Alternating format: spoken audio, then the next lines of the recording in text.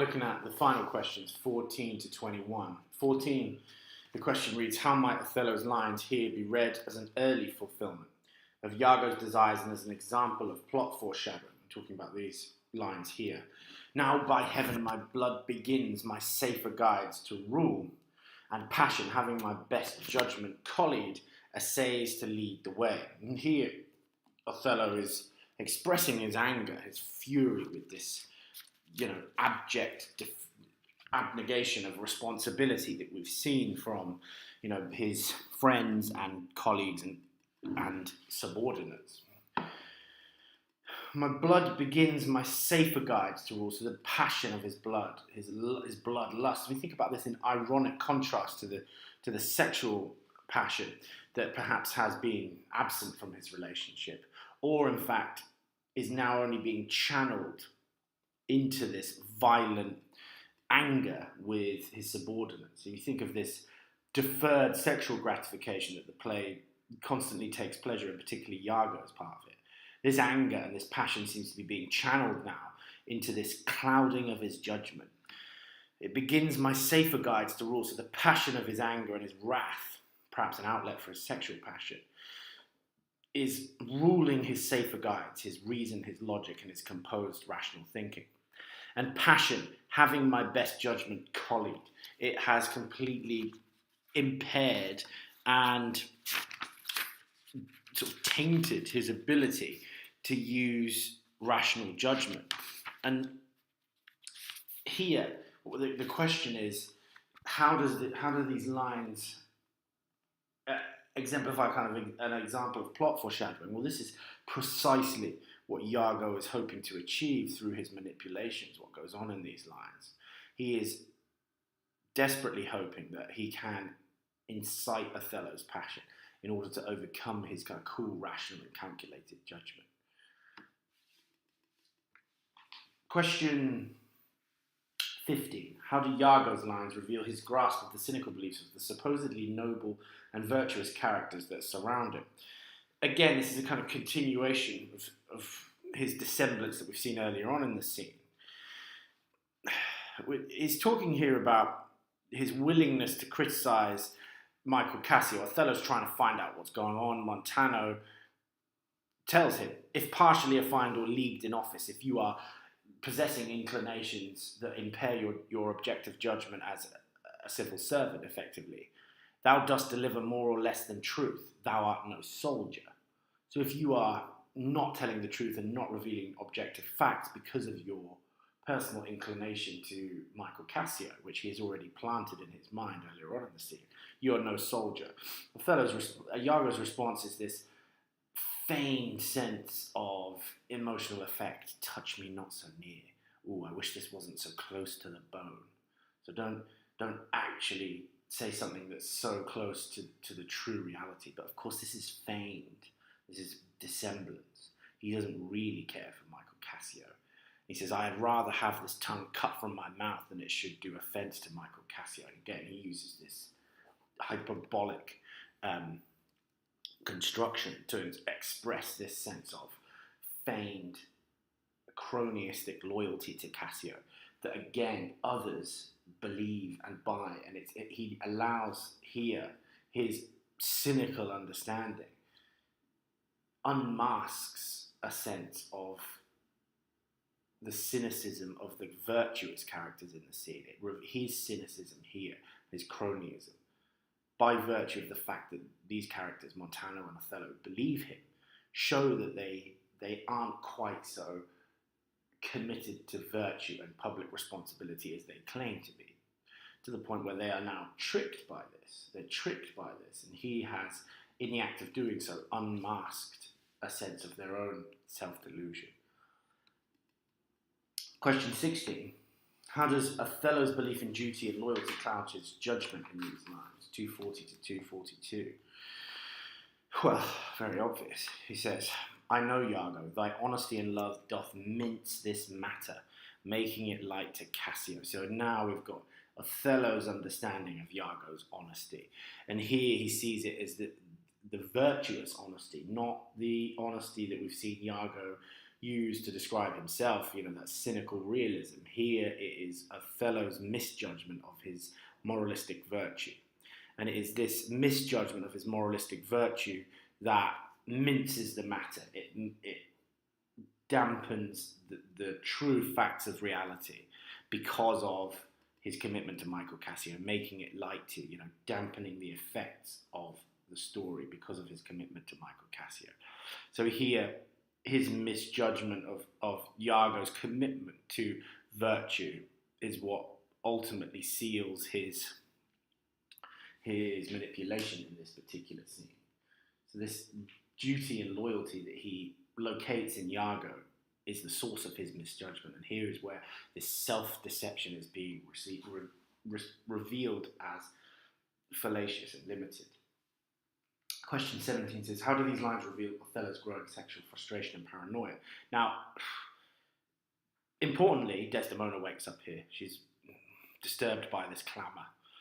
Enter Desdemona attended. Look, if my gentle love be not raised up, I'll make thee an example. If she wasn't here, I would make an example of you.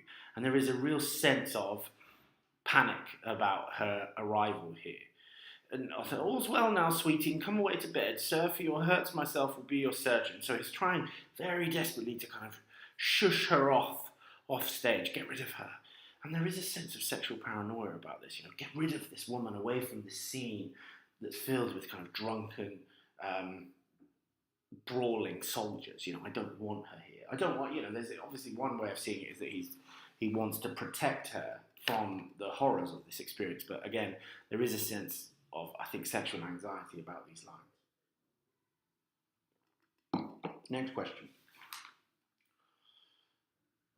Question 18. How do these lines by Cassio reveal the frailty of a commitment to abstractions and the paranoia lurking beneath the surface of this commitment? So we're looking here at 255 to 257. Cassio is now hammered, drunk as a skunk, and feeling very sorry for himself. Reputation is kind of strange Shakespearean foreshadowing of Tony Blair's famous speech to the Labour conference. Education. Oh, I have lost my reputation. I have lost the immortal part of myself, and what remains is bestial.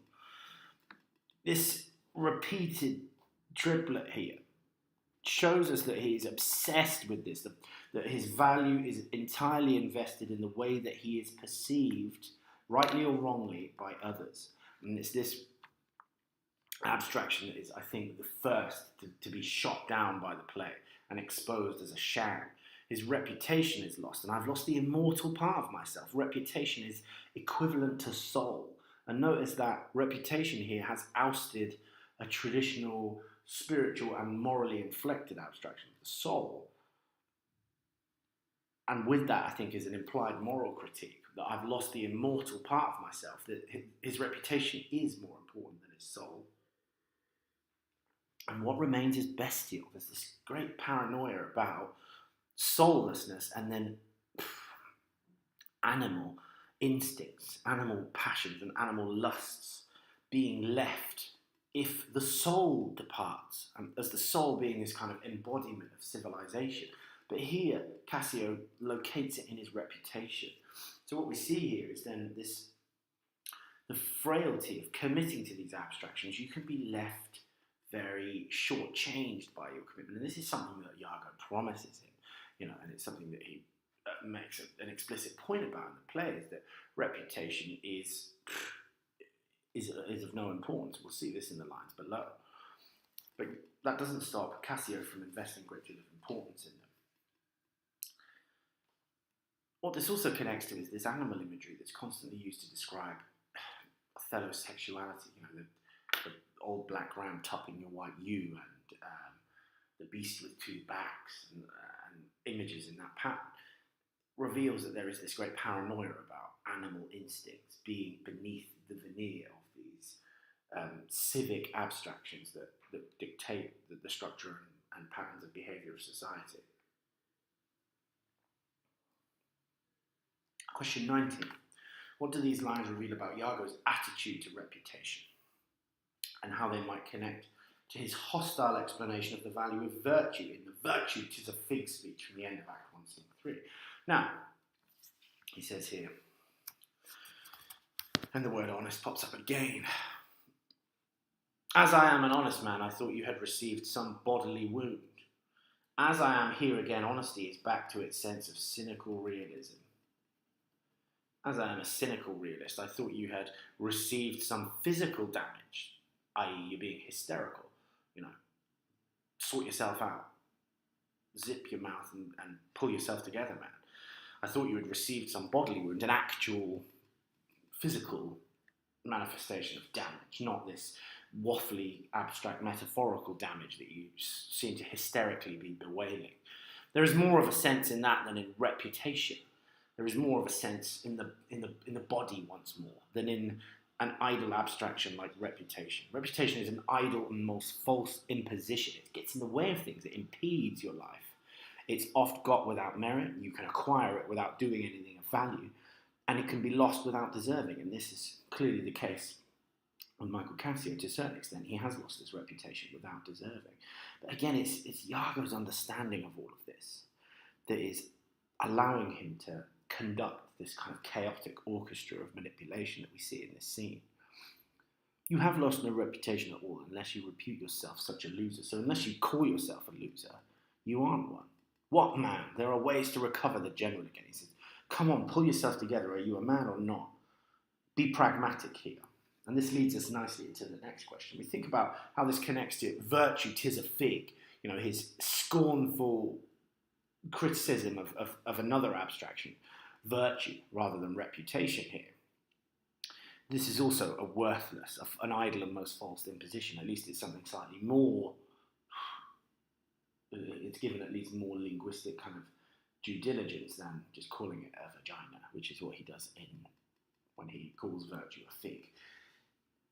Question 20, 266 to 269. How do these lines reveal Iago's understanding of the way surface reality can be manipulated through abstractions? He shows us again. This is the way that he suggests that Cassio recovers his position with Othello. You are but now cast in his mood, a punishment more in policy than in malice, even as one would beat his offenceless dog to a frightened imperious lion. You are now cast out in Othello's mood. It is a whimsical, momentary thing, and it is a punishment more in policy than in malice. It is a punishment based on his civic responsibility and duty, Othello's civic responsibility and duty. That's what he means by policy, to keep up his responsibility of office, than in the genuine hatred that he holds for you. This is not a matter of him bearing ill feeling towards Cassio. It's simply he has to make a point of him in order to keep up appearances. Even so, as one would beat his offenceless dog to a frightened imperious lion. So he's calling effectively Cassio an offenceless dog. He's calling him weak. Even as someone would beat up their weak dog in front of an imperious lion, in front of